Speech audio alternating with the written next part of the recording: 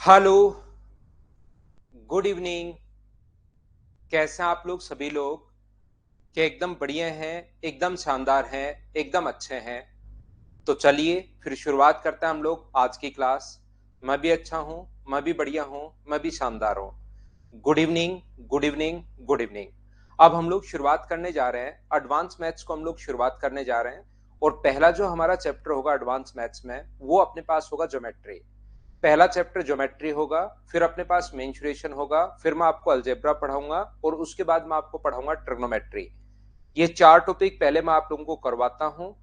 ज्यादा इनके tough questions अपने पास आते हैं नहीं, ध्यान रखना एसएससी में। लेकिन मैं आप लोगों को बता दूं, मैं आपको सारे के सारे एग्जाम्स यहां पर कवर करवाते हुए चलूंगा।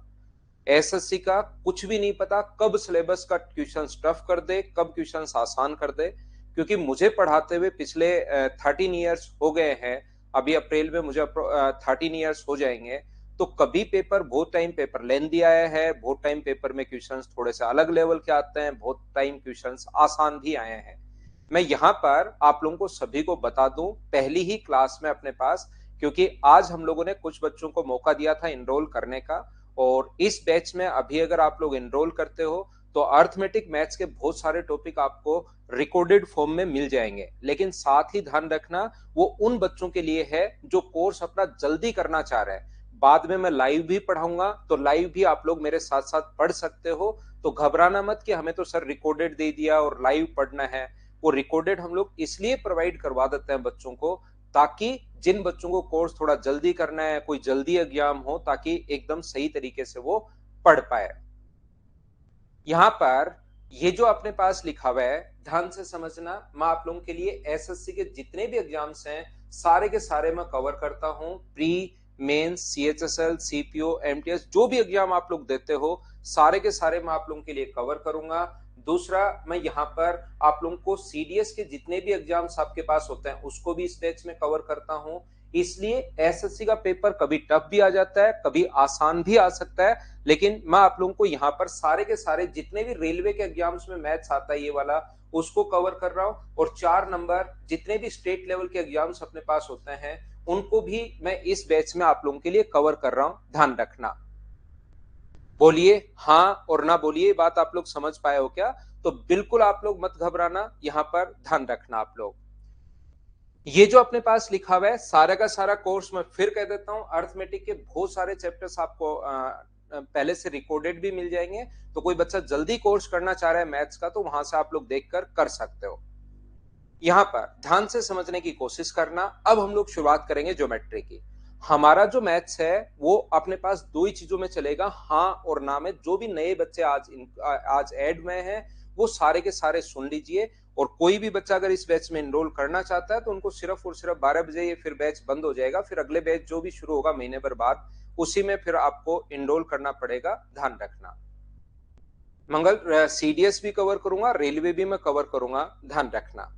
ये कोर्स सिवा मुझे पूरा मैथ्स पढ़ाने में, अच्छे से पढ़ाने में मुझे अप्रोक्स लग जाते हैं 6.5 से 7 महीने मुझे लग जाएंगे, 6 मंथ से। अगर आपको, लेकिन आप अगर जल्दी करना चाहते हो तो ऑनलाइन में फायदा ये होता है कि आप रिकॉर्डेड भी देख सकते हो, जो हम लोग आपको प्रोवाइड करवाते हैं। सब कुछ मैं बताऊंगा, सारी चीजें। देखिए ध्यान से समझने की कोशिश करना। मैं आप लोगों के लिए शुरुआत कर रहा हूं ज्योमेट्री की, लेकिन पहली क्लास में आप लोग एक बात तो घबराना मत। शुरुआत में पहले दिन थोड़ा सा हम लोग डिस्टर्ब होते हैं ही। अगली क्लास से हम लोग प्रॉपर एकदम सही टाइप से स्टडी शुरू कर देते हैं, तो आप घबरा मत जाना।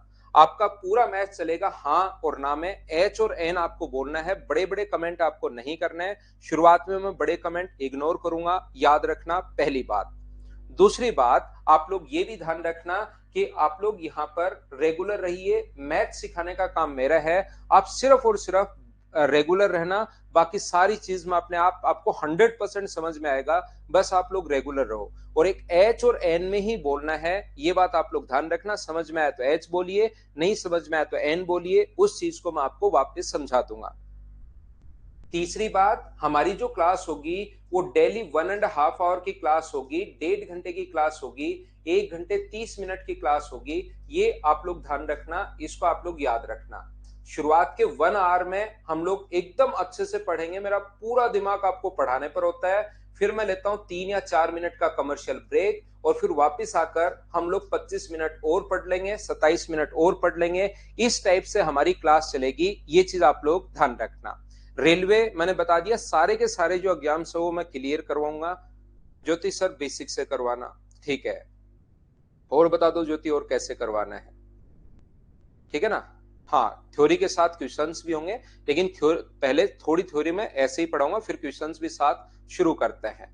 क्योंकि कुछ नहीं आएगा तब तो हर थ्योरी पर तो क्वेश्चन होता है नहीं कि ट्रायंगल के तीनों एंगल्स का सम 180 डिग्री इस पर क्वेश्चन आ जाए। मैं आपको सारे के सारे एग्जाम्स बता चुका हूँ, कौन कौन से क्लियर करवा रहा हूँ इस बैच में। ऐसा नहीं है कि कोई बच्चा साथ, क्योंकि सीडीएसबी भी देता है, एसएससी भी देता है, रेलवे भी दे देता है, तो ऐसा नहीं कि हर बैच के लिए अलग अलग ज्वाइन करना पड़े आपको। ये सारा ही कॉमन सिलेबस है, तो मैं इन सभी के क्वेश्चंस अपलोड कर दूंगा। यहां पर ध्यान से सुनने की कोशिश करना। एक बच्चा कह रहा है एलसीएम एचसीएफ के 200 क्वेश्चन मैं करवा चुका हूं क्लास में भाई, और क्या चाहिए आपको बताओ। नोट्स डेली आप लोगों को मिलेंगे, डेली मिलना शुरू हो जाएंगे। चलिए शुरुआत करते हैं हम। आज की क्लास, पहली क्लास, चलिए शुरुआत करते हैं। पहली क्लास हमारी 1 आवर की होगी, ध्यान रखना। कल से 1.5 आवर की क्लास होगी, 1.5 घंटे की। आज की क्लास जो पहली है वो 1 आवर की क्लास होगी। अब बिल्कुल आप लोग चुप हो जाओ, बिल्कुल शांत रहो, कमेंट्स आप लोग बंद कर दीजिए। अपने पास यहाँ पर ओनली ध्यान दीजिए, आप लोग जो मैं पढ़ा रहा हूँ उस पर आप लोग ध्यान रखना। अब बिल्कुल शांत रहना। एक चीज आज ही सोच लो कि आपको रेगुलर रहना है, उसके बाद पढ़ाने का काम मेरा है, याद रखना सिखाने का काम मेरा है। अब कमेंट्स बिल्कुल बंद कर दीजिए, क्योंकि मेरे सामने कमेंट्स भी चलते रहते हैं, तो आप बड़े बड़े कमेंट अगर करते हो तो बहुत बार ध्यान उधर चला जाता है। इसलिए कमेंट बिल्कुल बंद। एच और एन में पहले 1.5 घंटे में आपको कोई कमेंट नहीं करना, याद रखना, ठीक है। चलिए, यहाँ पर लैपटॉप में अगर क्लास चलानी है तो आपको एक नंबर होगा मदर्स का, उस पर आप कॉल कर लीजिए, उनसे आप लोग पूछ लिया करो ऐसी दिक्कत। विद्याशंकर भाई, देखिए मैं आपको बताने की कोशिश ये कर रहा हूं कि जो हम लोग पढ़ेंगे यहाँ पर, एक हम लोग पढ़ने वाले हैं लाइन एंड एंगल के बारे में। सबसे पहले जो एसएससी, रेलवे और सीडीएस के सिलेबस में है उसकी मैं बात कर रहा हूं। दूसरा है अपने पास ट्रायंगल, तीसरा है अपने पास सर्किल, चौथा है अपने पास क्वाड्रिलेटरल,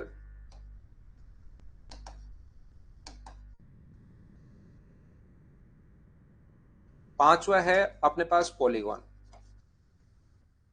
ये जो प्रत्येक पॉइंट है ये अब अलग अलग भागों में बचा है। ये जो पॉइंट है प्रत्येक पॉइंट अब अलग अलग भागों में बटा है। और यहां पर एक चीज आप लोग ध्यान रखना, एक मैं आपको थोड़ी देर में बताता हूं कि आप लोग यहां पर जो भी अब थोड़े से बड़े टॉपिक चलेंगे, तो जब भी अपने पास बड़े टॉपिक अगर चलते हैं तो उस टाइम आप लोग ऐसा कर सकते हो, जिस बच्चे ने पहली बार अगर एडमिशन लिया है या जो पहले से एडमिशन ले चुका है जिन्होंने, तो मैं ये कहूंगा कि इस चैप्टर के साथ साथ, क्योंकि मैं शुरुआत में जो क्वेश्चंस और थ्योरी में करवाऊंगा उसको आप लोग मेरे पढ़ाने के बाद वापस पढ़ोगे तो वो 40-45 मिनट में ही कवर कर लोगे। मैं इतना ही आपको पढ़ाऊंगा जितना आपके समझ में आ जाए। तो एक टॉपिक साथ और उठाइए, कोई भी जो रिकॉर्डेड फॉर्म में है उसका एक टॉपिक भी साथ साथ आप लोग चाहो तो कर सकते हो, जिस बच्चे को जल्दी मैथ्स करना है। और बाद में सारा मैं वापस लाइव तो पढ़ाऊंगा ही पढ़ाऊंगा, तो साथ साथ मेरे चाहो तो लाइव आप लोग पढ़ सकते हो। हाँ, क्लास के बाद रिकॉर्डेड मिलेगा, लेकिन उसमें टाइम लगेगा भाई 4-5 घंटे रिकॉर्डेड आने में। यहां पर ध्यान रखना, जैसे अगर आप लोग ट्रायंगल की बात करते हो तो ट्रायंगल में अपने पास फिक्स है, सबसे पहले इसका बेसिक पता होना चाहिए आपको। मैं फिर कहता हूं, फिर बार बार बता देता हूं, बड़े बड़े कमेंट्स अगर करोगे बिना मतलब आप लोगों को प्रॉब्लम होगी। इसलिए बड़े बड़े कमेंट्स करने के बजाय आप लोग एच और एन में बोलते रहो और मेरी बात सुनिए सब लोग। दूसरी चीजें कोई भी आपको कमेंट करना है नहीं। दूसरा अपने पास इसका होगा इन सेंटर के बारे में। तीसरा अपने पास होगा सरकम सेंटर के बारे में। चौथा अपने पास है ऑर्थो सेंटर। पांचवा अपने पास है सेंट्रोइड। ये है अपने पास यहां पर सिमिलर कॉन्ग्रुएंसी। फिर है अपने पास सिमिलरिटी। फिर है अपने पास सीवीएन। और फिर है अपने पास एमपीजी। फिर है अपने पास मिसलेनियस। ऐसे ही जैसे आप लोग सर्किल की बात करोगे तो सर्किल में अपने पास सबसे पहले है इसका बेसिक, फिर है इसके आर्क से रिलेटेड क्वेश्चंस, फिर है इसके कोड से रिलेटेड क्वेश्चंस, फिर है इसके टेंजेंट से रिलेटेड क्वेश्चंस, फिर है अपने पास यहां पर इसका जो है मिसलेनियस क्वेश्चंस। फिर हम लोग ऐसे ही क्वाड्रिलेटरल्स पर आ जाएंगे। क्वाड्रिलेटरल में भी अपने पास अलग अलग है, रेक्टेंगल है, स्क्वायर है, अपने पास पैरेललोग्राम है, रोम्बस है, साइक्लिक क्वाड्रिलेटरल है, ट्रिपेजियम है, वो सारी की सारी चीजें क्वाड्रिलेटरल में आ जाएगी। और फिर अपने पास है पॉलीगॉन यानी कि बहुभुज, जिसमें हम लोग हेक्सागन और ऑक्टागन के बारे में पढ़ेंगे और कुछ रेगुलर पॉलीगन के बारे में और पढ़ेंगे। हमेशा एक बात ध्यान रखना, जब भी मैं आप लोगों को पढ़ाऊंगा ये चीजें मैं साथ साथ हिंदी भी लिखते चलूंगा, क्योंकि शुरुआत में मैं बहुत सारा टाइम इस पर वेस्ट नहीं करना चाहता। आपको सिर्फ और सिर्फ एक दिमाग में पिक्चर बनाना चाहता हूं कि इस टाइप से अपने पास होना चाहिए। तो साथ साथ जब भी मैं आपको समझाऊंगा, थोड़ी देर बाद हम लोग शुरुआत करेंगे, तो मैं आपको साथ साथ प्रत्येक चीज की हिंदी भी साथ साथ बताते चलूंगा। तो आप लोग हिंदी मीडियम वाले बच्चे या इंग्लिश मीडियम वाले बच्चे, आपको चिंता करने की जरूरत है नहीं। मैं दोनों ही लैंग्वेज में आपको साथ साथ बताते चलूंगा, ये लिखवाता चलूंगा। यहां पर ध्यान से सुनने की कोशिश करना सभी लोग। ये जो अपने पास लिखा हुआ है, एक एक पॉइंट मैं आप लोगों को समझाऊंगा। एक बार अगर मैं कमेंट्स को करता हूं मेरी तरफ से डिसेबल, आपकी तरफ तो कमेंट आएंगे, लेकिन मैं मेरी तरफ से हटाता हूं ताकि मैं आपको अच्छे से ढंग से बढ़िया तरीके से जो बताना चाहूं वो मैं बताऊं। बाद में मेरे सामने कमेंट्स में वापस ले आऊंगा ताकि पूरा ध्यान हमारा क्लास पर रहे। और मैं कमेंट्स को एक बार डिसेबल करता हूं।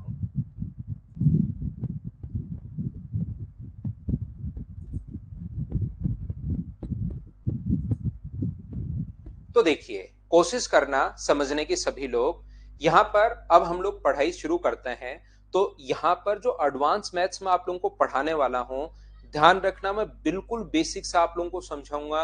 यहाँ पर बहुत सारे क्वेश्चंस की मैं आप लोगों को प्रैक्टिस भी करवाऊंगा, लेकिन जो चीज मैं आप लोगों को यहाँ पर प्रोवाइड करवाऊंगा वो सारा का सारा जो भी मैं यहाँ पर लिखूंगा, जो भी थ्योरी मैं आपको समझाऊंगा, जो भी क्वेश्चंस मैं आपको दूंगा, वो सारा का सारा लिखा हुआ आप लोगों को मिलेगा। ये चीज आप लोग याद रखना। लेकिन जो भी रियल में सिलेक्शन लेने वाले स्टूडेंट्स हैं अगले एक साल के अंदर, आपको लगता है कि मैं 6 महीने सर से पढ़ूं और 6 महीने में ही या 7 महीने में ही मेरा जो मैथ्स है ना वो बहुत ठीक ठाक स्ट्रॉन्ग हो जाए और मैं प्रत्येक क्वेश्चन कर पाऊं। 25 आते हैं तो 25 में से 24 या 25, या 30 आते हैं तो 30 में से 28, 29 या 30 क्वेश्चन करूं। तो उसका एक ही तरीका है भाई कि मेहनत आप लोगों को करनी पड़ेगी। तो एक थ्योरी आपको साथ साथ अपने नोट्स खुद भी बनाने हैं, ध्यान रखना। क्योंकि जब आप लोग रिवीजन करोगे तो मान लीजिए मेरे नोट से आपको रिवीजन करने में आज अगर 1 घंटा लग रहा है तो एग्जाम के नजदीक भी 1 घंटा ही लगेगा। उसमें टाइम कम नहीं होता, क्योंकि वो मेरी लैंग्वेज में लिखे हुए हैं और आपको किसी दूसरे की राइटिंग जल्दी समझ में नहीं आती। इसलिए आप लोग हमेशा और हमेशा अपने नोट्स खुद बनाना, और आपके जो नोट्स हैं उससे आप लोगों का रिवीजन जल्दी होता है, यह आप लोग ध्यान रखना। कमेंट्स मैंने एक बार डिसेबल कर दिए, जब भी मेरे पास कमेंट्स आएंगे मैं आप लोगों को बता दूंगा, क्योंकि मेरा मूड है इस टाइम सिर्फ और सिर्फ पढ़ाने का। जब भी कोई बैच शुरू होता है 10-15 मिनट खराब होते ही होते हैं, तो आप घबराना मत, अब हमारी क्लास स्मूथ शुरू हो जाएगी। तो यहां पर मैं जब आप लोगों को बेसिक से समझाऊंगा, ध्यान रखना तीनों बच्चों को मैं साथ लेकर चल रहा हूं, या स्टेट कोई भी एग्जाम दो। और कोई भी बच्चा अगर मुझसे पूछता है कि क्या सर मुझे साथ साथ मैं एसएससी की तैयारी कर रहा हूं, क्या मुझे रेलवे का एग्जाम्स भी देना चाहिए क्या, मैं कहूंगा भाई जरूर देना चाहिए। यहाँ पर काफी बार कुछ पोस्ट जो है वो आपकी बड़ी जल्दी निकल जाती हैं। क्या मुझे सीडीएस का एग्जाम देना चाहिए, आपको फोर्स में जाना है नहीं जाना कोई प्रॉब्लम नहीं है, लेकिन एग्जाम आपको जरूर देना चाहिए। इससे आप लोगों का एग्जाम का डर दूर होता है, आपकी प्रैक्टिस होती है। तो आप लोगों को एग्जाम जरूर देना चाहिए। दूसरी बात, सीडीएस का जो एग्जाम पेपर है वो निकलना थोड़ा सा आसान होता है, उसका जो एसएसबी होता है वो टफ होता है, तो पेपर निकलना थोड़ा सा आसान होता है। तो एक पेरेंट्स को दिखाने के लिए भी चीज होती है कि बच्चे ने सीडीएस का पेपर तो क्लियर कर लिया, तो उनके मन में भी थोड़ी सी शांति मिलती है और आपका 5-7 महीने और मिल जाते हैं। जैसे लगता है ना कि 2 साल दे रहे हैं और फिर आपको एक भी एग्जाम नहीं निकलता, तो 1 साल 10 महीने में वापस घर बुलाकर कोई दूसरे काम में डाल देता है। इससे फायदा क्या होता है कि आप दिखा सकते हो कि एक एग्जाम निकल गया है, तो 5-7 महीने आपको और मिल जाते हैं, जिससे हो सकता है कि 2-4 महीने में आपका आगे सिलेक्शन हो जाए। इसलिए एग्जाम्स आपको जरूर देने चाहिए, जो इससे रिलेटेड एग्जाम्स हैं। वो ऐसा नहीं है कि किसी दूसरी जगह शिफ्ट हो जाओ आप आप तैयारी करना शुरू कर दो कि बीएड कर लेता हूं, टीचर भी साथ दे दूंगा। वो काम साथ नहीं करना, लेकिन ये जो सिलेबस है जिसमें ये साथ साथ आपको जरूर देना चाहिए, ध्यान रखना आप लोग। चलिए शुरुआत करते हैं। यहां पर जैसे हम लोग शुरुआत कर रहे हैं, सबसे पहले ट्रायंगल की, सबसे पहले त्रिभुज की। और जैसा मैं आप लोगों को बता रहा हूं, ये चीज ध्यान रखना, मैं आपको अब एडवांस मैथ्स में पढ़ा रहा हूं और एडवांस मैथ्स में काफी अच्छे से, काफी शानदार तरीके से आपको सिखा दूंगा, कहीं कोई प्रॉब्लम आएगी नहीं। बस एक चीज याद रखना कि आप लोग रेगुलर रहना, उसके बाद समझाने का काम मेरा है। अगर आप रेगुलर रहते हो फिर नहीं समझ में आए तो मेरे पास आ जाना। जयपुर में मैं 12 से 1 स्टूडेंट से ही मिलने के लिए बैठा रहता हूं। 12 से 1 कभी भी आप गोपालपुरा ब्रांच पर आ सकते हो और मुझसे आप लोग मिल सकता है। यहां पर मैं बताने की कोशिश कर रहा हूं ट्रायंगल या त्रिभुज। और सबसे पहले अगर मैं बेसिक की बात करूं तो मैंने अभी भी आप लोगों को 10 पॉइंट लिखवाए थे। उन 10 पॉइंट्स को मैं समझाऊंगा आज की क्लास में। मैं पहला पॉइंट समझाऊंगा, लेकिन बहुत सारे बच्चों को ऐसा लगता है कि सर साथ साथ क्वेश्चंस भी आप करवा दीजिए, तो कल से साथ साथ मैं आपके क्वेश्चंस भी इसमें शुरुआत करवा दूंगा और फिर लास्ट में हम लोग मिसलेनियस क्वेश्चंस भी ले लेंगे। अगर आपको थ्योरी क्वेश्चंस के माध्यम से ज्यादा समझ में आती है तो साथ साथ मैं क्वेश्चंस भी करवा दूंगा और उसके बाद हम लोग थ्योरी भी ले लेंगे और थ्योरी के साथ साथ क्वेश्चंस भी करवा दूंगा और फिर लास्ट में हम लोग इन सभी के मिक्स वाले जो क्वेश्चंस हैं वो क्वेश्चंस भी हम लोग सोल्व कर लेंगे। तो देखिए, अपने पास सबसे पहले जब आप लोग पहला पॉइंट बेसिक पढ़ोगे तो उस बेसिक के अंदर अपने पास यहां पर ट्रायंगल के बेसिक के अंदर अपने पास 7 पॉइंट है। उन 7 पॉइंट को जब अगर आपको लगता है कि ज्योमेट्री का सर्च है कितना भी, देखिए मैं फिर बता देता हूं, एक छोटा सा 2 मिनट में आपकी और लूंगा। 2013 का पेपर एसएससी का बहुत आसान पेपर आ गया। 2012 का पेपर अब आपको आसान लग सकता है, लेकिन उस टाइम आपका बहुत टफ पेपर था 2012 का उन स्टूडेंट्स के लिए। 2013 का आसान आ गया, लेकिन मैं एक स्टैंडर्ड से पढ़ा रहा था। 2014 का पेपर फिर आसान आ गया और मैं उन बच्चों को वैसे ही पढ़ा रहा था जैसे चल रहा था। 2014 में पेपर भी हम लोग थोड़ा सा अच्छे लेवल का ही ले रहे थे। 2014 लास्ट तक आते आते कुछ बच्चों ने कहना शुरू किया कि सर आप इतना ये क्यों पढ़ा रहे हैं, पेपर तो थोड़ा आसान आ रहा है, आसान पूछ रहा है, आप इतना टफ पेपर क्यों ले रहे हो, ये टेस्ट सीरीज वगैरह भी आप टफ बना रहे हो। लेकिन ध्यान रखना, 15 में तो बच्चों ने आके लड़ाई करना शुरू कर दी। 16 तक आते आते तो थोड़ा सा माहौल ऐसा होने लग गया कि सर क्यों पढ़ा रहे हो, बच्चे पढ़ते ही नहीं। हमारी रेस्पेक्ट 2017 में बढ़ी जब फिर से पेपर उसी लेवल का आया जो 2012 का पेपर आया था, वही अब 17 का भी आसान लगेगा। लेकिन याद रखना, आपको अगर एसएससी, रेलवे, सीडीएस अगर आपको देना है तो आपका सारा चीजें क्लियर होनी चाहिए, ताकि आप रिग्रेट नहीं करो कि ओहो यार मैंने पढ़ा कम था आ गया ज्यादा। तो आपको सब कुछ पढ़ना है। मैथ्स के साथ साथ इस टाइम एक सब्जेक्ट और जीके पर आप लोग साथ साथ ध्यान दीजिए, तो उससे क्या होगा कि आप लोगों का पेपर निकल जाएगा। जीके अभी से पढ़ना शुरू करना आप लोग याद रखना। चलिए शुरुआत करते हैं हम लोग यहां से। तो मैं प्रत्येक पॉइंट आपको समझाते चलूंगा, मेरी तरफ से ही मैं बताते चलूंगा कि ऐसा क्यों होता है, क्यों होता है, क्यों होता है, ये चीज मैं बताते चलूंगा। कल से मैं साथ साथ आप लोगों के लिए क्वेश्चंस भी ले लूंगा, घबराना मत। जो भी चीजें एक्स्ट्रा होंगी, क्योंकि अकेला ट्रायंगल तो है नहीं अपने पास, पूरा का पूरा अपने पास ज्योमेट्री है, तो जो भी चीजें आगे की होंगी जो हमें प्रूव करनी पड़ेंगी उसको मैं एक बार कहूंगा कि इस टाइम भाई याद कर लो, जब वो खुद पॉइंट आएगा तब उसको भी मैं प्रूव कर दूंगा। मान लो सिमिलरिटी का कोई पॉइंट आया, सिमिलरिटी पॉइंट में पढ़ाऊंगा आपको 6 नंबर, उससे पहले अगर कोई क्वेश्चन आपके सामने या पॉइंट आपके सामने आता है तो मैं कहूंगा ये रटवा दूंगा, समझा दूंगा सिमिलरिटी में, अभी इस चीज को आप लोग रट लीजिए। ऐसा करते हुए मैं बढ़ूंगा। तो यहां पर अपने पास ये जो है एक ट्रायंगल, पहला पॉइंट अपने पास बेसिक का, और बेसिक में मैं 7 पॉइंट आपको बताऊंगा और ये सारे के सारे पॉइंट्स आपको लिखे हुए मिलेंगे, लेकिन फिर भी मैं आपको कहूंगा कि अपने नोट्स आप लोग खुद बनाना, ताकि उससे थोड़ा सा फायदा मिलता है एग्जाम टाइम में रिवीजन करने में।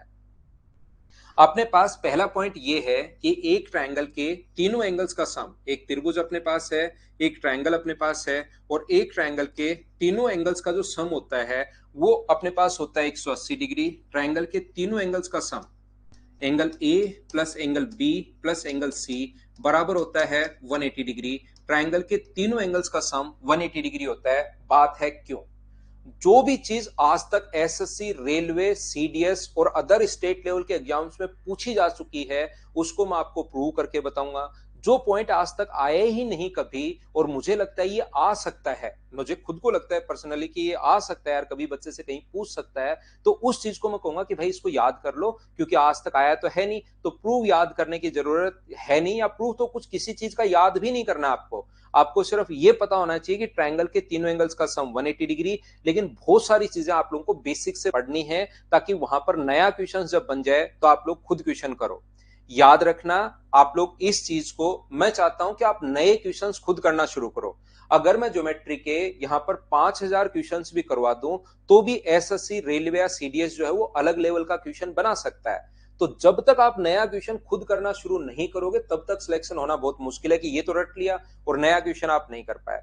बहुत बार ऐसा होता है कि आप लोगों के कहीं से लाइन ड्रॉ करनी पड़ती है, कहीं से एक्स्ट्रा लाइन खींचनी पड़ती है, कहीं से कोई और चीज सोचनी पड़ती है, तो वो आप लोग ओनली और ओनली तब सोच पाओगे जब आपका बेसिक क्लियर हो।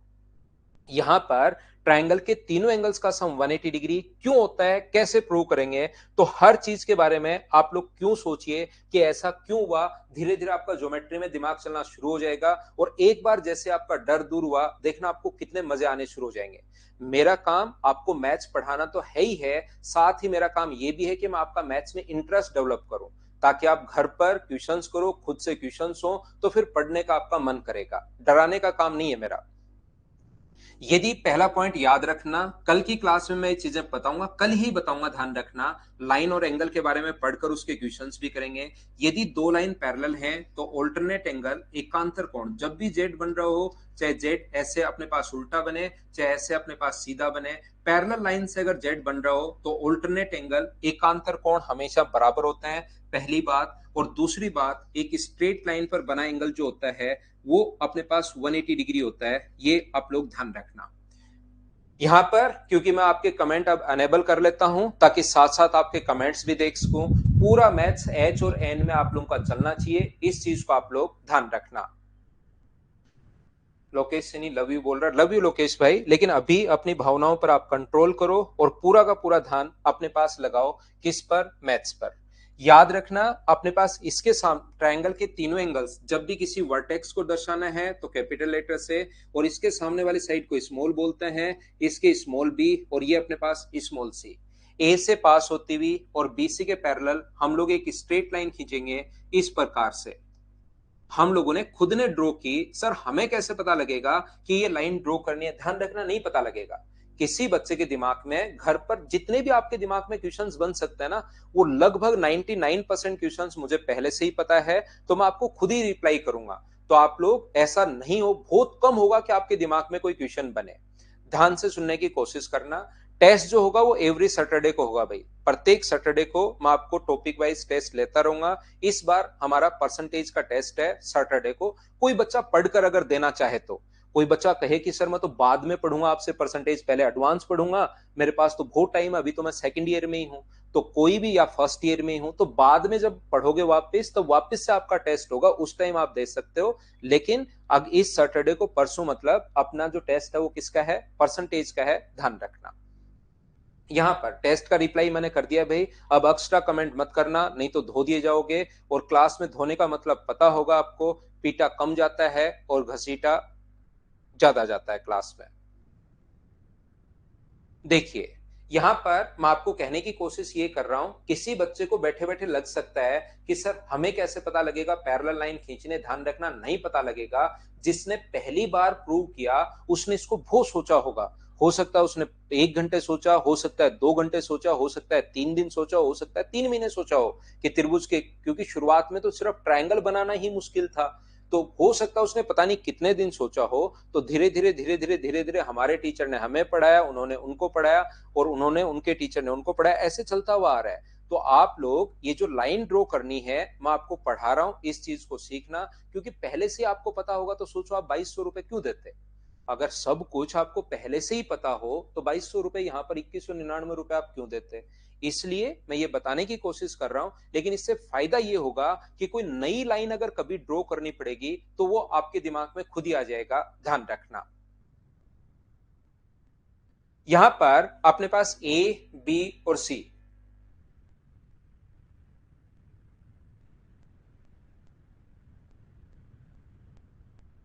यहां पर ये देखिए ए बी और सी तीनों एंगल्स का सम होता है अपने पास 180 डिग्री। क्यों?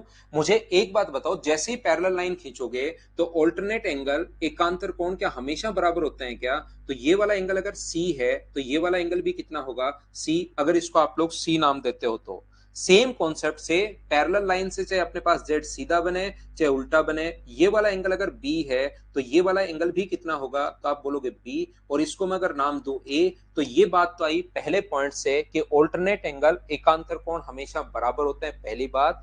दूसरी बात, अपने पास ट्रायंगल के तीनों एंगल्स का सम, अपने पास एक स्ट्रेट लाइन पर कितने भी एंगल बना लो उनका सम हमेशा होता है 180 डिग्री। तो मुझे बताओ, एक स्ट्रेट लाइन ये अपने पास है, इस पर कितने भी एंगल बनाओ तो उनके 3 बनाओ, 2 बनाओ, 4 बनाओ, सभी का सम कितने डिग्री होगा? 180 डिग्री। पहला पॉइंट, ट्रायंगल के तीनों एंगल्स का सम 180 डिग्री क्यों होता है? हाँ और ना करके बताइए, क्या आप लोग सभी लोग समझ पाए हो क्या? प्रत्येक सैटरडे को होता है यस तक, प्रत्येक सैटरडे को होगा भाई। एच और एन बोलते रहो, समझ में आया तो एच, नहीं आया तो एन। एच और एन आप लोग बोलते रहो और मुझे ये चीज समझाते रहो। क्या आप लोग इस चीज को समझ पाए हो क्या? बताइए मुझे। उम्मीद है सब लोग समझ पाए होंगे।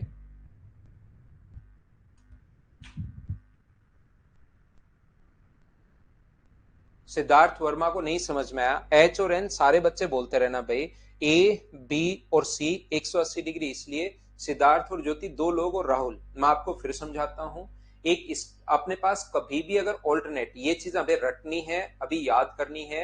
जब भी अपने पास ऐसे हो तो ऑल्टरनेट एंगल, जब भी जेड बन रहा हो, ये दोनों चीजें आपको ध्यान रखनी है। ये कोण थीटा है तो ये भी अपने पास थीटा होगा, ये लीजिए।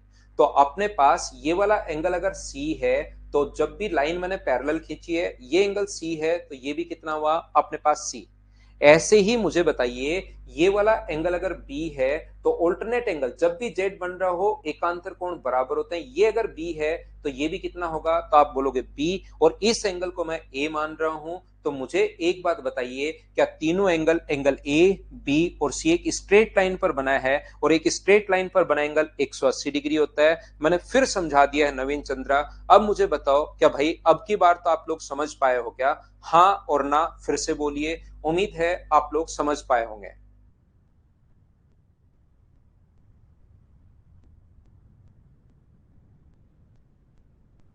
यहां पर ये दो चीज देखिए, मैं फिर बताता हूं। ये दो चीज आपको ध्यान रखनी है, ये दो चीज आप लोगों को याद रखनी है कि अपने पास यहां पर जब भी जेड बन रहा हो पैरेलल लाइन से तो थीटा और थीटा, तो सी बराबर है सी के, बी बराबर है बी के, ए अपने पास यहां तो ए है ही, और स्ट्रेट लाइन पर बना एंगल 180 डिग्री होता है। ये मैंने लगाया है। उम्मीद है अब आप लोग समझ गए होंगे।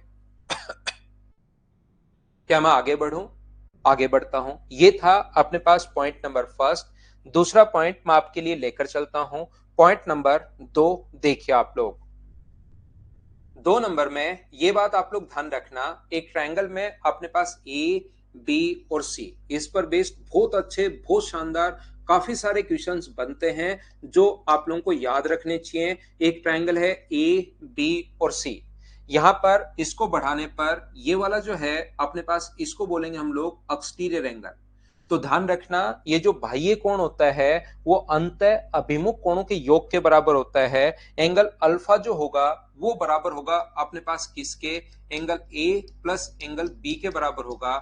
ये जो बाह्य कोण आगे बढ़ाने पर ये जो एंगल है, ध्यान से सुनना, पहले मेरी बात सुनना, फिर मैं आपसे पूछूंगा कि ऐसे क्यों हुआ। ध्यान से समझने की कोशिश करना। देखिए सुरेंद्र और कृष्णा, मैंने आपको 3 बार समझाया भाई, बिल्कुल स्लो। फिर भी अगर आपको नहीं समझ में आता है तो उसको रिकॉर्डेड में फिर दूंगा, तो आप 4-5 बार करके वापस भी उसको देख सकते हो। ऑनलाइन क्लास में वैसे एक बार ही समझाया जाता है, लेकिन फिर भी मैं कोशिश करता हूं कि बच्चे का टाइम वेस्ट नहीं हो, एक बार में ही मैं आपको सारी चीज समझा दूं। लेकिन 3 बार में भी अगर आप नहीं पकड़ पा रहे हैं तो पहली बात तो ये बैच एसएससी रेलवे या सीडीएस के बच्चों के लिए है, तो उसका एक स्टैंडर्ड भी हमें मेंटेन करना पड़ेगा। तो आपको समझना पड़ेगा भाई, 3 बार में तो आप चीज पकड़ना सीखिए। मैं बताने की कोशिश कर रहा हूं। यहां पर अपने पास ये जो लिखा हुआ है एक्सटीरियर एंगल, बाह्य जो कोण होता है वो अंतः और अभिमुख कोणों के योग के बराबर होता है। इसको बोलते हैं, ये है इंटीरियर एंगल तीनों। आगे बढ़ाने पर यह है एक्सटीरियर एंगल। एक्सटीरियर जो एंगल होगा, हमेशा ध्यान रखना, ये जो एक्सटीरियर एंगल है वो ऑलवेज इक्वल होगा सम ऑफ इंटीरियर अपोजिट।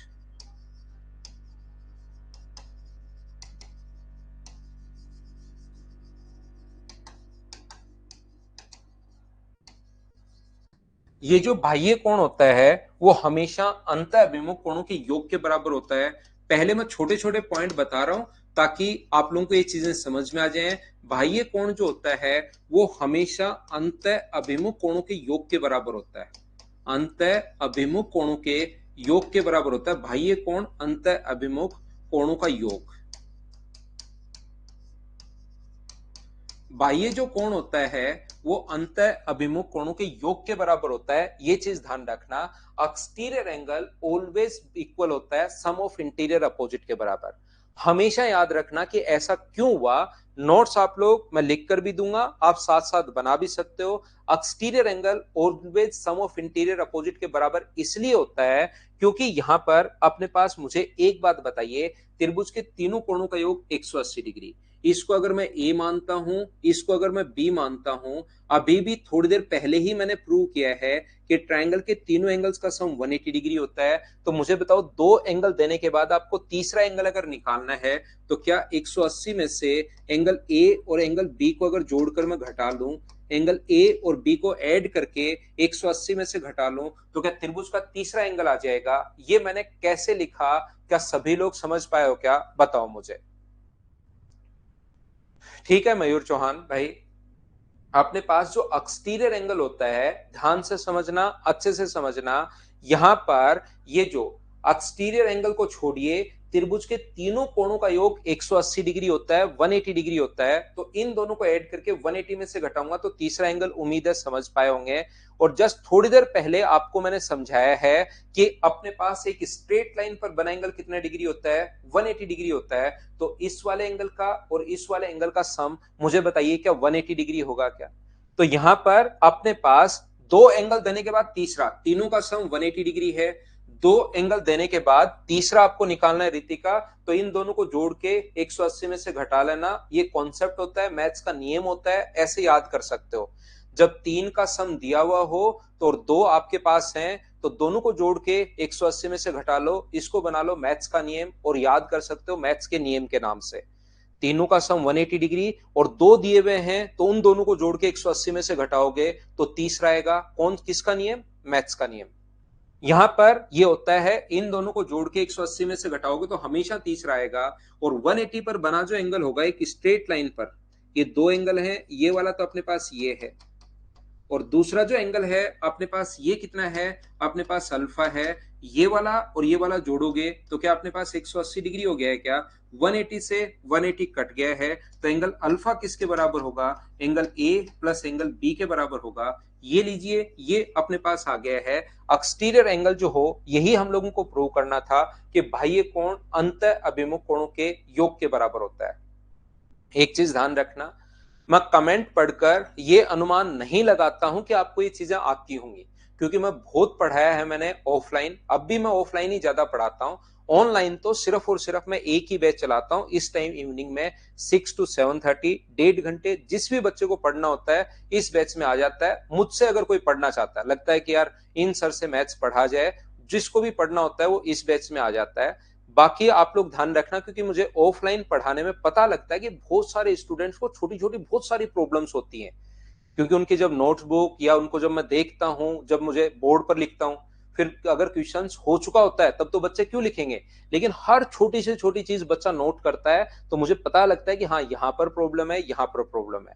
तो मैं मेरी तरफ से हर चीज बताता हूं, कोशिश करता हूं सब कुछ बताऊं, लेकिन आप भी सीखने की कोशिश तो करनी पड़ेगी ना। जैसे मैंने 3 बार बोल दिया कि दो एंगल को जोड़कर 180 में से, क्योंकि तीनों का सम 180, दो को जोड़ के 180 में से घटाओगे तो तीसरा एंगल आ जाएगा।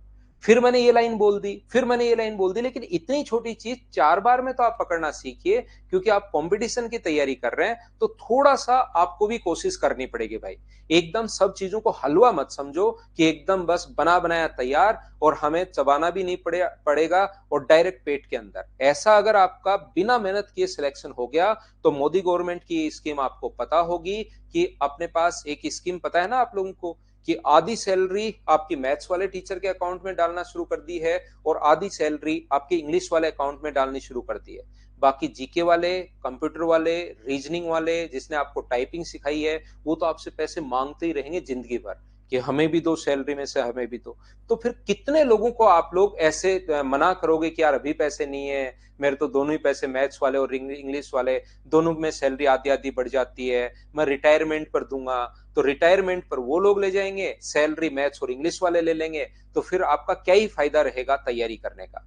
इसलिए आप मेहनत करो, मेहनत करो, अपने दिमाग में थोड़ा सा कोशिश करो भाई कि ये चीजें तो आप लोग समझो, ठीक है ना। ये चीजें कम से कम समझने की कोशिश करो कि दो तीनों का सम 180 और दो को जोड़ के 180 में से घटाऊंगा तो तीसरा एंगल अपने पास आएगा। ये समझ जाओ तो कहीं कोई दिक्कत है नहीं। ना ना मयूर, एक ही नोट्स ठीक है, एक ही नोट्स ठीक है भाई, नोट्स एक ही जगह ठीक है, उनसे आप टिक करते चलो। उम्मीद है दूसरा पॉइंट आप लोग बहुत अच्छे से समझ पाए होंगे। और इसके साथ ही मैं आपको ये समझाने की कोशिश कर रहा हूं कि एक्सटीरियर एंगल जो अपने पास होंगे वो कितने होंगे, 3। अपने पास एक ट्रायंगल है ए, बी और सी। एक ए है, एक बी है, ये सी है। तो इसके अंदर एक्सटीरियर एंगल ध्यान रखना 3 होता है। तो ये तीनों एक्सटीरियर एंगल जो है, बाह्य कोण जो है, ये वाला किसके बराबर होगा, ये वाला बराबर होगा ए प्लस बी के बराबर। ये एक्सटीरियर एंगल किसके बराबर होगा, बाह्य जो कोण होता है वो अंतः अभिमुख, इंटीरियर और अपोजिट। इंटीरियर अपोजिट का मतलब अंदर वाला, और अपने पास अपोजिट वाला, ये अपने पास किसके बराबर होगा, angle B plus angle C के बराबर। जैसे ये बाह्य कोण जो है वो किसके बराबर होगा, तो ये बराबर होगा ए प्लस एंगल सी के बराबर। एक्सटीरियर एंगल ऑलवेज बराबर होता है सम ऑफ इंटीरियर अपोजिट के। बाह्य कोण अंतः अभिमुख कोणों के योग के बराबर होता है। ये जैसे अपने पास है ए प्लस बी के बराबर, ऐसे ये एंगल किसके बराबर होगा, इन दोनों को ऐड करो तो बी प्लस सी के बराबर, और ये एंगल इसको छोड़ के बचे हुए दोनों को ऐड करना है। उम्मीद है ये बात आप लोग समझ पाए होंगे। पॉइंट नंबर 2 मैं थोड़ा सा और आगे बढ़ता हूं, बोलिए ठीक है क्या।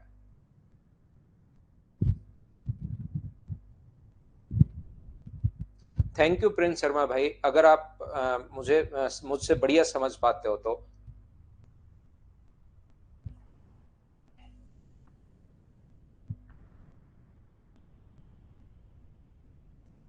मैं एक ही काम करता हूं भाई, सिर्फ पढ़ाता हूं ना, 2 काम करता हूं, मैं पढ़ाता हूं और सोता हूं। उसके अलावा कोई मेरा बिजनेस नहीं है, कोई मेरा काम नहीं है, कुछ भी काम नहीं करता हूं उसके अलावा मैं। ओनली 2 काम, पढ़ाना और सोना। और वो दोनों मैं बहुत बढ़िया करता हूं, ऐसा मैं मानता हूं। ऐसा पढ़ाना और सोना दोनों काम ही मैं बहुत बढ़िया करता हूं, ऐसा मैं मानता हूं। और अगर एक ही काम है मेरे पास, एक ही काम है आपको पढ़ाना और दूसरा सोना, अगर उसको भी मैं ढंग से नहीं करूंगा तो फिर मैं क्या ही करूंगा, ठीक है ना। देखिए, चलिए शुरुआत करते हैं। तीसरा पॉइंट 100% आपके समझ में आएगा, आपके सारी चीजें दिमाग में बैठ जाएंगी। बस सीखना आप लोग इस चीज को याद रखना। मुझे एक बात बताइए, एक अपने पास सिटी है बी और एक अपने पास है सी। यहां से यहां पर ध्यान से सुनना, मैं ये बता रहा हूं रामकिशोर, खाना तो खाना होता है, ऐसे तो बहुत सारे काम होते हैं भाई, लेकिन वो बढ़िया नहीं करता मैं। बढ़िया जो काम करता हूं वो 2 ही करता हूं, पढ़ाना और सोना, 2 ही काम जमकर करता हूं। देखिए, जब मैं पढ़ाता हूं उस टाइम तो आपने कहीं भी, मैंने जहां पढ़ाया फ्री पेड कहीं भी मैंने पढ़ाया है, चाहे दूसरे इंस्टीट्यूट पर, पहले मैं यूट्यूब अन अकेडमी पर पढ़ाता था, मैंने हमेशा आपको ठीक ही पढ़ाया। ये तो पहली क्लास है इसलिए थोड़ा सा हम लोग डिस्टर्ब हो रहे हैं, कल से आप देखोगे सिर्फ पढ़ाई के अलावा कोई चीजें हम लोग नहीं करते। यहां पर देखिए, अपने पास मुझे एक बात बताओ, ध्यान से सुनना, कमेंट बिल्कुल नहीं भाई, हम लोग दूसरी तरफ नहीं जाएंगे, पूरा दिमाग पढ़ाई पर रखिए, पढ़ाई पर रखिए, पढ़ाई पर रखिए। यहां पर मैं कहने की कोशिश ये कर रहा हूं, अगर दो सिटी है अपने पास, एक बी है एक सी है, एक तो बी से सी पर आप लोग डायरेक्ट जाते हो, मेरा क्वेश्चन सुनिए, आंसर देने की कोशिश करना। एक तो बी से सी पर आप डायरेक्ट गए हो, और दूसरा ऊपर एक सिटी है ए, आप लोग बी से ए पर गए और फिर उसके बाद ए से आप लोग सी पर आए। तो मुझे बताइए डिस्टेंस बढ़ेगी, घटेगी या बराबर रहेगी, ये बात मुझे बताना। ये ए पॉइंट चाहे थोड़ा सा भी ऊपर बना लो, ये सिटी चाहे थोड़ी सी भी ऊपर बना लीजिए, मुझे बताइए यहां से यहां पर गए और यहां से यहां पर आए तो डिस्टेंस इंक्रीज होगी डिक्रीज होगी, ये आप लोग बताओ। तो आप लोग सारे बच्चे, मुझे लगता है कि इतना आप लोगों में कॉमन सेंस होगा कि बी से सी तक एक तो डायरेक्ट जाओ, फिर एक दूसरी सिटी से जाकर वापस अगर इस पर आते हो तो इंक्रीज होगी, बढ़ेगी। तो ध्यान रखना, अपने पास किसी भी ट्रायंगल है, यहां से मैं समझाना चाह रहा हूं, एक ट्रायंगल अपने पास अगर है ए बी और सी, तो ध्यान से समझना, इसके सामने वाली साइड ए है, स्मॉल ए बोलते हैं, इसके सामने वाली साइड स्मॉल बी और इसके सामने वाली साइड स्मॉल सी। तो एक तो डायरेक्ट डिस्टेंस जो ए है बी से सी तक, एक बी से आप ए पर गए और ए से सी पर आए, तो ध्यान रखना ट्रायंगल की दो साइड्स का सम बी प्लस सी ऑलवेज बड़ा होगा ए से। कोई भी दो साइड अगर आप लोग जोड़ते हो तो हमेशा तीसरी से बड़ा होता है, याद रखना। ए प्लस सी जो होगा अपने पास, ए प्लस सी जो होगा वो बड़ा होगा बी से। ट्रायंगल की दो साइड्स का सम हमेशा और हमेशा तीसरी से बड़ा होता है। हाँ और ना बताइए, क्या सभी लोग इस बात को समझ पाए हो क्या कि त्रिभुज की दो भुजाओं का योग हमेशा तीसरी से बड़ा होगा, sum of two sides is always greater than the third side. क्या बोलिए बिल्कुल ठीक है क्या? उम्मीद है ये बात सभी लोग समझ पाए होंगे, क्योंकि ये तो हमेशा आसान पॉइंट है, बोलिए ठीक है क्या? ट्रायंगल की दो भुजाओं का योग हमेशा तीसरी से बड़ा होता है। पॉइंट नंबर है अपने पास 3, और हमें 4 नंबर पॉइंट ये कहता है आकर कि ट्रायंगल की दो साइड्स का जो डिफरेंस होता है वो हमेशा तीसरी से छोटा होता है। ये अपने पास ए है, बी है और सी है। ए बी और सी अपने पास, ट्रायंगल की दो साइड्स का सम हमेशा तीसरी से बड़ा, और दो साइड का जो डिफरेंस होता है वो हमेशा तीसरी से, अपने पास दो साइड्स का सम हमेशा तीसरी से बड़ा और दो साइड का जो डिफरेंस होता है वो हमेशा तीसरी से छोटा होगा। और ये मोड में लेना है, पॉजिटिव लेना है। और बात ये है कि ऐसा क्यों होता है, बताइए मुझे। जैसे ही जहां जहां से क्वेश्चन आ चुका है, उस हर चीज का मैं मेरी तरफ से क्यों बताऊंगा, आपको क्यों पूछने की जरूरत नहीं है, ध्यान रखना। आपको सिर्फ और आपको क्यों आने की जरूरत नहीं है, लेकिन मैं मेरी तरफ से समझाऊंगा, एक बार समझ लेना। आपको तो सिर्फ ये पॉइंट याद होना चाहिए, लेकिन उसको समझने के बाद याद होना चाहिए, सूखा नहीं रटा जाएगा। यहां पर ज्यादा से ज्यादा अगर आप लोग पूरी ज्योमेट्री की बात करते हो, बहुत सारे बच्चों को लगता है सर ज्योमेट्री तो बहुत बड़ा चैप्टर है। ध्यान रखना, पूरे ज्योमेट्री में मैं पॉइंट वाइज आपको पढ़ाऊंगा। ज्यादा से ज्यादा आपको जो पॉइंट मिलेंगे वो पॉइंट मिलेंगे 150 या 160 पॉइंट। 150 के लगभग पॉइंट्स हैं, उनको आप लोग याद कर लीजिए, कहीं पर कोई प्रॉब्लम नहीं आएगी।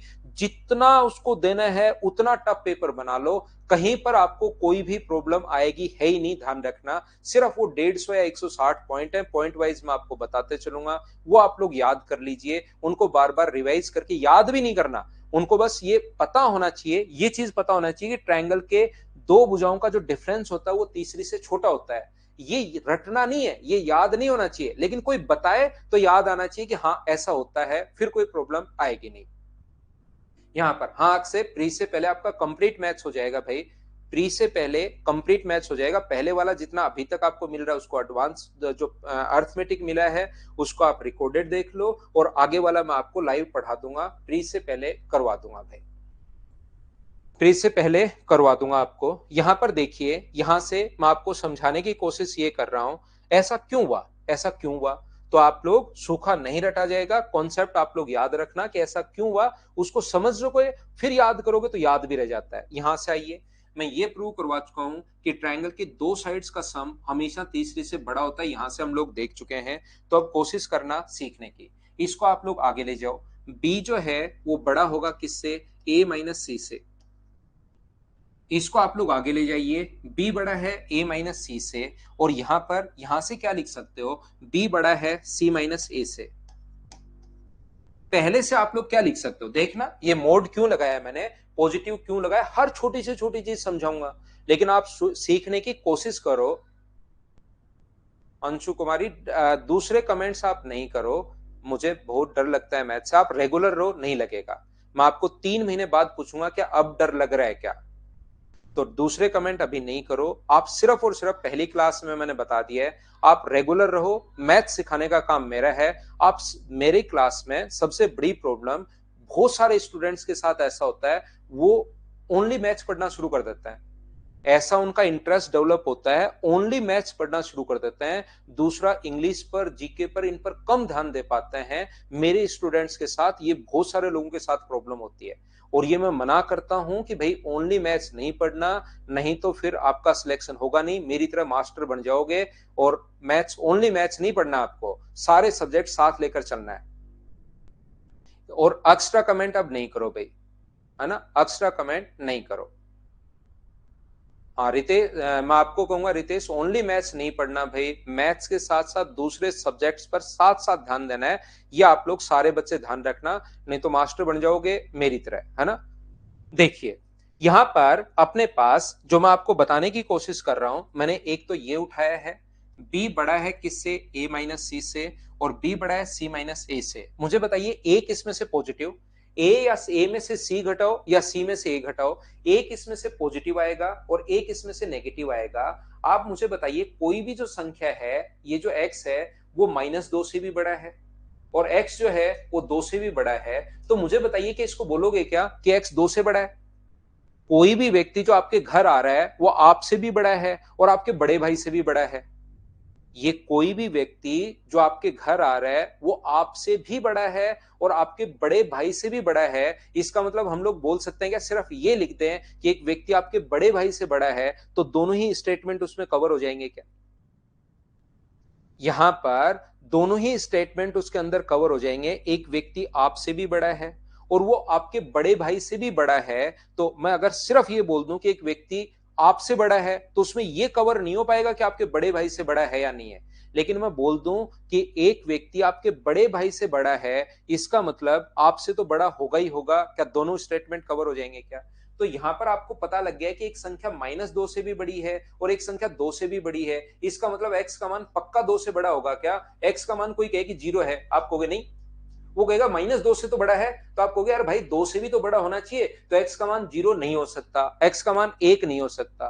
तो इसमें अपने पास यहां पर हम लोग क्या कर लेते हैं कि इस साइन के साथ यहां पर a माइनस सी के साथ अगर ये नेगेटिव आता है तो हम लोग इसके साथ मोड लगा देते हैं कि मोड हो, पॉजिटिव है तो कोई दिक्कत है नहीं, नेगेटिव है तो भी आप लोग उसको पॉजिटिव बना लेना। इसलिए हम लोग ये जो मोड का साइन ले रहे हैं, हाँ और ना बताइए कि मोड क्यों लगा दिया, क्या आप लोग समझ पाए हो क्या। क्योंकि कोई चीज a माइनस सी से भी बड़ी है, c माइनस ए से भी बड़ी है, तो इन दोनों में से एक जरूर पॉजिटिव रहा होगा। हमें नहीं पता कि a और c में कौन बड़ा है, a और c में कौन बड़ा है ये हमें नहीं पता। ना ना श्री राम यादव, ऐसे कमेंट नहीं भाई। ऐसे कोई भी मतलब पॉलिटिशियन भी ऐसा नहीं है कि किसी को हम लोग कुछ भी बोले, वो भी अपने लिए एक रेस्पेक्टेड लोग ही हैं। तो इस टाइप के कमेंट भाई मुझे तो देखो सही लगते हैं नहीं। और जो भी स्टूडेंट्स होते हैं उनको भी मैं मना करता हूँ कि हर आदमी की अपनी अपनी डिग्निटी है भाई, हर आदमी की अपनी रेस्पेक्ट है, वो चाहे हमें देख रहा है या हमें नहीं देख रहा है, हर आदमी की अपनी रेस्पेक्ट है। तो हमें सबके साथ रेस्पेक्ट के साथ ही मुझे लगता है कि आपको, हर व्यक्ति को, देखिए समझ नहीं आ रहा चिराग, कोई बात नहीं, मैं फिर समझा देता हूं। मैं ये कहना चाह रहा हूं, क्या आप लोग इसको आगे ले जाओगे तो अपने पास प्लस की जगह माइनस बनता है। चिराग, इतनी बात तो आप समझ पाए हो क्या। इसको प्लस अगर आगे जाता है तो वो माइनस बन जाता है, ये बात मुझे उम्मीद है आप समझ पाए होंगे। प्लस जब आगे जाएगा, या यहां से आप लोग ले सकते हो बी इधर रख लो, ए आगे जाएगा तो अपने पास सी माइनस ए हो जाएगा। और इस प्रकार से अगर कुछ भी अपने पास हो, ए माइनस सी से भी कोई चीज बड़ी हो और सी माइनस ए इससे उल्टा, इससे भी बड़ी है और इससे उल्टे से भी बड़ी है, तो फिर आप लोग मोड लगा दिया करो। ये अपने पास बिल्कुल ठीक है। इस मोड का मतलब ये होता है कि यहां पर अपने पास -2 भी अगर आ गया तो उसको आप लोगों को 2 ही लिखना है। 2 आ गया तब तो 2 लिखना ही है, लेकिन -2 आ गया तो भी 2 लिखना है। मैथ्स में मोड का मतलब ये होता है। बोलिए ठीक है क्या।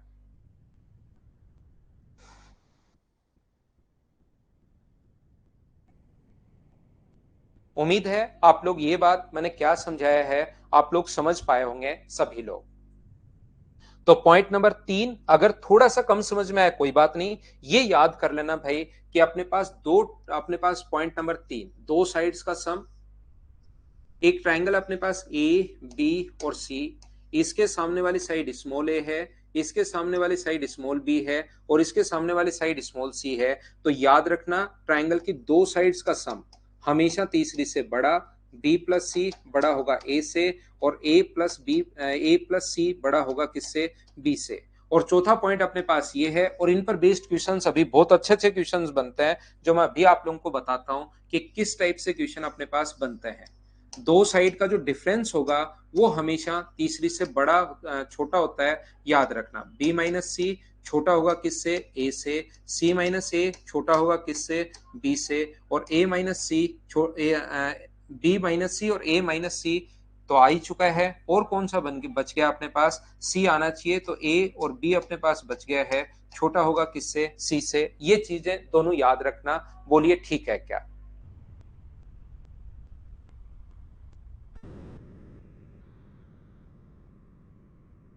यहां पर उम्मीद है दोनों बात समझ पाए होंगे। पहली बात ध्यान रखना, अगर अपने पास एक ट्रायंगल में, तो याद रखना अगर मैं एक आया हुआ क्वेश्चन जो 2011 या 12 में आया था वो अगर लिखता हूं, बहुत पुराना क्वेश्चन, एक साइड 4 है एक साइड 10 है, तो मुझे बताओ ए का मान क्या कहां से कहां तक हो सकता है, इसकी रेंज या प्रास बताइए। एक साइड 4 है एक साइड 10 है, तो ए का मान कहां से कहां तक पॉसिबल है, ये बताओ आप लोग। हाँ ये सबके लिए आरिफ, आरिफ भाई ये सबके लिए है।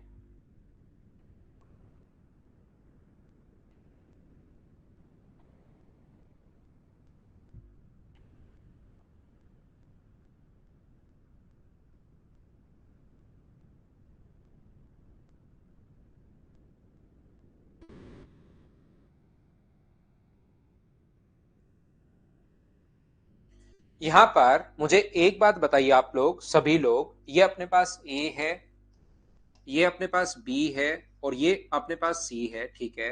क्या ट्रायंगल की दो साइड्स का सम, इन दोनों को मिक्स कर रहा हूं, ट्रायंगल की दो साइड्स का सम हमेशा तीसरी से बड़ा, ये अगर ए मानोगे दो साइड्स का जो सम होता है वो हमेशा तीसरी से बड़ा, तो इनका सम 14 तो तीसरी से बड़ा होगा और इनका डिफरेंस तीसरी से छोटा होता है। दो साइड्स का सम हमेशा तीसरे से बड़ा और दो साइड का डिफरेंस हमेशा तीसरे से छोटा होता है। इसका मतलब मुझे बताइए क्या 6 से तो बड़ा होगा और 14 से छोटा होगा, बोलिए बिल्कुल ठीक है क्या। 6.1 6.2 6.3 6.4 यहां पर इस प्रकार से। इस बार मेंस में भी आया था क्या से, मेंस का क्वेश्चन बहुत आसान आया था अक्सर पेपर अब की बार, लेकिन क्या पता कभी टफ भी बन जाए आसान बन जाए। मैं तो आपको पूरा मैथ सिखा देता हूं भाई, उसके बाद आप जो चाहो वो वैसे करना। 6 कैसे रवि, बहुत बढ़िया क्वेश्चन आपका। इन दोनों को घटाओगे, देखिए दो चीजें याद रखना, इनका सम हमेशा तीसरी से बड़ा और डिफरेंस हमेशा तीसरी से छोटा होता है। तो इनको जोड़ोगे तो 14 आया और इनको घटाओगे तो हमेशा 6 आया, बोलिए ठीक है क्या। अगर मैं बोलता हूं ए कोई ना कोई इंटीजर है, यहां पर अपने पास बोला जाए कि ए जो है वो कोई ना कोई इंटीजर है यानी कि पूर्णांक है, अगर वो बोलता है ए कोई इंटीजर है पूर्णांक है। अब पहली बात सर इंटीजर या पूर्णांक क्या होता है, सबसे पहले मैं हर छोटी से छोटी चीज आपको बताऊंगा। इंटीजर या पूर्णांक का मतलब, लेकिन अगली क्लास में चीजें याद होनी चाहिए। आज जो भी बच्चा कुछ भी पूछेगा मैं हर चीज का रिप्लाई करूंगा, हर छोटी छोटी चीज बताऊंगा। लेकिन कल अगर पूछोगे कि सर त्रिभुज के दो भुजाओं का योग तीसरी से बड़ा कैसे, तो कल मैं आपको खा जाऊंगा, ये चीज आप लोग याद रखना। यहां पर अपने पास इंटीजर या पूर्णांक का मतलब ऐसी संख्याएं जिनके अपोन में वन हो, यानी पॉइंट्स में नहीं हो। जैसे 5 6, 6 के नीचे कितना लिख सकते हो 1, 7, 7 के नीचे कितना लिख सकते हो 1।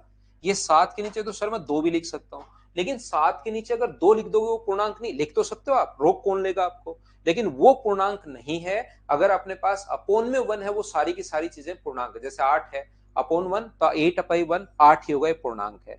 तो अगर इंटीजर है तो ए का मान कौन कौन सा पॉसिबल है, यह आप लोग बताइए। तो आप लोग मुझे कहोगे कि सर ए का मान जो पॉसिबल है वो 7 है, 8 है, 9 है, 10 है, 11 है, 12 है और 13 है। तो बताओ कितनी संख्याएं पॉसिबल हैं? तो ऐसी 1 2 3 4 5 6 और 7। तो ऐसे कितने मान पॉसिबल हैं? 7 वैल्यू पॉसिबल हैं। ये बात आप लोग ध्यान रखना, इसको आप लोग याद रखना।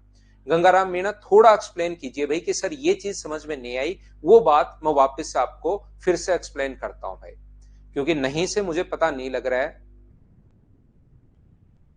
ठीक है, रिवीजन कर लो भाई, मुझे पता नहीं लग रहा है गंगाराम, थोड़ी एक्सप्लेन करोगे सर ये चीज समझ में नहीं आई कि क्या मैंने कौन सा लिख दिया इसमें अजीब, वो चीज मुझे बताइए। यहां पर मैं कहने की कोशिश ये कर रहा हूं, ध्यान से समझना सीखना आप लोग। जैसे एक साइड अपने पास, गंगाराम लिखना भाई, थोड़ा सा कमेंट लिखना, ये अपने पास साइड 4 है, ये साइड अपने पास 10 है, और कहे कि ए का मान कोई ना कोई इंटीजर है, तो बताइए नंबर ऑफ, कोई पूर्णांक है, ये अपने पास अगर कोई पूर्णांक है तो बताओ नंबर ऑफ पॉसिबल ट्रायंगल कितने होंगे? तो नंबर ऑफ जो पॉसिबल ट्रायंगल होंगे, जो दो साइड आपको दी हुई है, उन दोनों में मिनिमम साइड आपको ढूंढनी है। 14 समझ में नहीं आया सर, 6 ए। राय राजीव, दो भुजाओं का योग 10 और 4 को आपको क्या करना है? घटाना है। तो अपने पास 6 आएगा, और ये जोड़ोगे तो अपने पास 14 आएगा। तीसरी साइड इसके बीच होती है, ये चीज मैंने लिखी है, एक बार घटाया है और एक बार मैंने जोड़ा है भाई। ना ना अनुभव, अगर ओनली आप कैट देते हो तो भाई कवर नहीं होगा। अगर आप ऐसे ही देते हो कि मैं कैट भी साथ दे लेता हूं, कर तो एसएससी या रेलवे रहा हूं, तो आपका हो जाएगा, लेकिन ओनली कैट देते हो तो नहीं होगा भाई।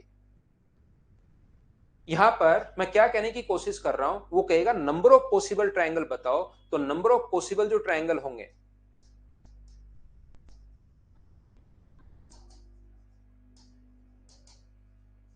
वो अपने पास होता है 2n-1। 2n यहां पर छोटे वाली साइड है, तो ध्यान रखना यहां पर अपने पास 2 गुना हम लोग करेंगे 4 और -1, तो नंबर ऑफ पॉसिबल ट्रायंगल कितने होंगे?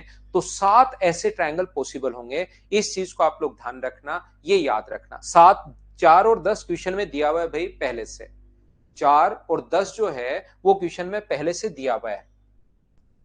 यहां पर अब बात यह है कि सर ये बना कहां से? ये हमने पहले भी सुना है कहीं पर कि ऐसा होता है 2n-1, लेकिन ये छोटे वाली साइड लेते हैं, पता तो है, लेकिन ये कहां से आया ये आज तक पता नहीं लगा। मुझे एक बात बताइए, इन दोनों में मान लो अपने पास एक साइड अपने पास ए है, एक साइड अपने पास बी है, और एक साइड अपने पास सी है, और इन दोनों में से मुझे एक बात बताइए, ध्यान से समझने की कोशिश करना। मान लो छोटी साइड अपने पास ए है, और उससे भी पहले एक बात मुझे बताओ, यहां पर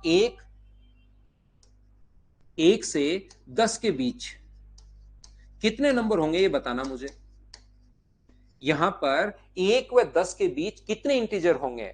इंटीजर बिटवीन 1 to 10, आपको ये बताना है 1 व 10 के बीच कितने इंटीजर होंगे, ये बात बताना मुझे सभी लोग सबसे पहले। बाकी सब कुछ आप छोड़ दो, यहां पर चिराग सिंह बाकी सब कुछ छोड़ दो, आप इतिहास को छोड़ो, सिर्फ मुझे इतनी बात बता दो कि 1 से 10 के बीच में कितने इंटीजर होंगे, बाकी सब छोड़ दीजिए।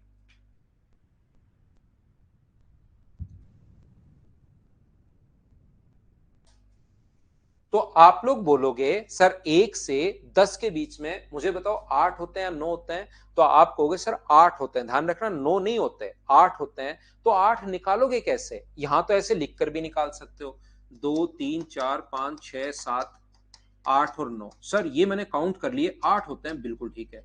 लेकिन जैसे आप ऐसे करोगे तो मैं कहूंगा कि बताओ 100 से 200 के बीच, तो लिखोगे थोड़े ना।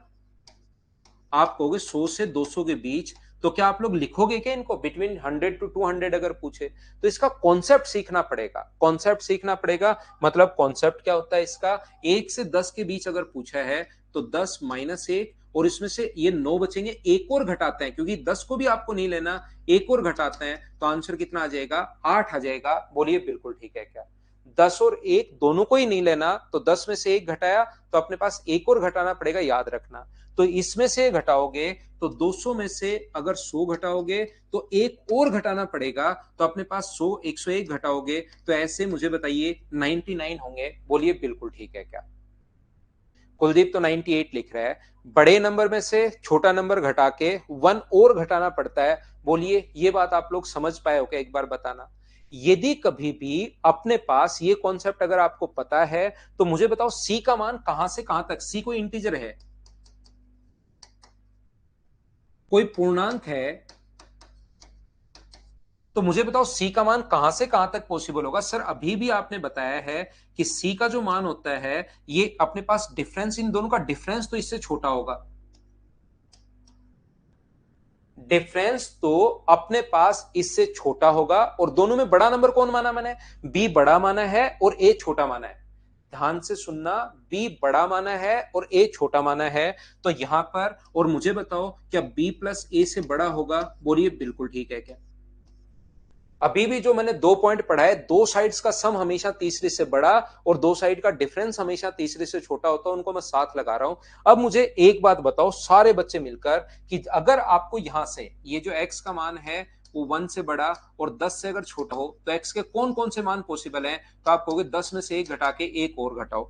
तो c के कितने मान पॉसिबल है अगर मैं पूछूं तो आप कहोगे सर दोनों में से, बड़े नंबर में से आप इसको घटाइए और फिर 1 और घटाना पड़ेगा।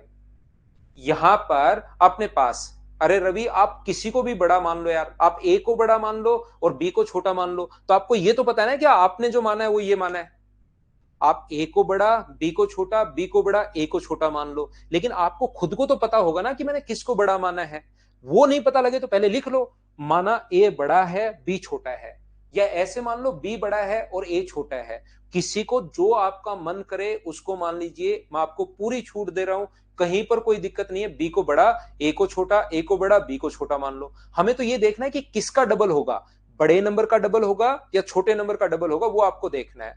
तो मुझे एक बात बताइए, जब ये b प्लस ए माइनस बी प्लस ए माइनस वन, बी से बी कट जाएगा, तो क्या ये अपने पास 2a-1 होगा क्या, आप कहोगे जरूर। याद रखना भाई, और ए कौन से नंबर को माना है, छोटे नंबर को माना है। अगर आप रवि भाई बी को अगर छोटा मान लोगे तो आपका आंसर आएगा 2b-1, यानी कि छोटे नंबर को डबल करके -1 मानना है। तो मैंने छोटे नंबर को यहां पर ये माना है। जैसे यहां पर अगर आप लोग करोगे तो अपने पास डायरेक्ट तो ये याद रखना ताकि एग्जाम में टाइम बचे, 2 × 4 - 1, तो अपने पास कितना होगा 7, और n कौन सा होता है, छोटा नंबर। सर क्यों हुआ ये समझाओ। तो a का मान मुझे बताओ 6 से तो बड़ा होगा, और क्या 14 से छोटा होगा क्या, और 6 से 14 तक नंबर ढूंढने, तो 14 - 6 -1 करोगे तो आंसर तो अपने पास 7 ही आना है। इस टाइप से आप लोग सोच सकते हो। याद रखना, बहुत सारे छोटे छोटे पॉइंट्स हैं जो मैंने YouTube पर नहीं पढ़ाए हैं। तो जिन बच्चों ने YouTube से नोट्स बना रखे हैं वो बहुत अच्छी बात है, आपको नोट्स वापस तो नहीं बनाना, लेकिन उन नोट्स में साथ साथ यहाँ पर जो भी मैं एक्स्ट्रा बताऊं वो चीज आप लोग इसमें लिखते रहना, क्योंकि बहुत सारे छोटे छोटे पॉइंट्स आपको मिलेंगे जो मैंने YouTube पर नहीं बता रखे हैं, तो उनको आप लोग उन नोट्स में ऐड करते चलना भाई। जो भी बच्चे YouTube से पढ़े पूरा वापस लिखने की जरूरत नहीं है, लेकिन बहुत सारे छोटे छोटे पॉइंट्स होंगे उनको आप लोग जरूर इसमें यहां पर ऐड करते चलना। बोलिए ठीक है क्या।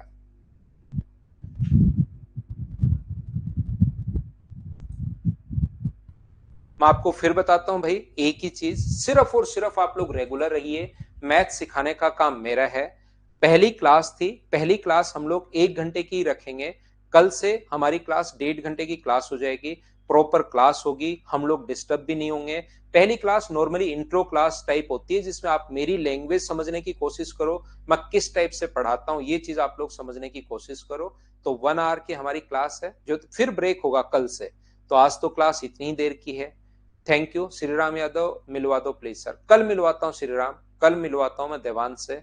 कल उसको पहले ही बोल दूंगा तो वो आ जाएगा। आजकल उसके एग्जाम्स तो खत्म हो गए, बढ़िया वो मस्ती कर रहा है पूरे दिन, तो मैं कल आपको मिलवाता हूँ।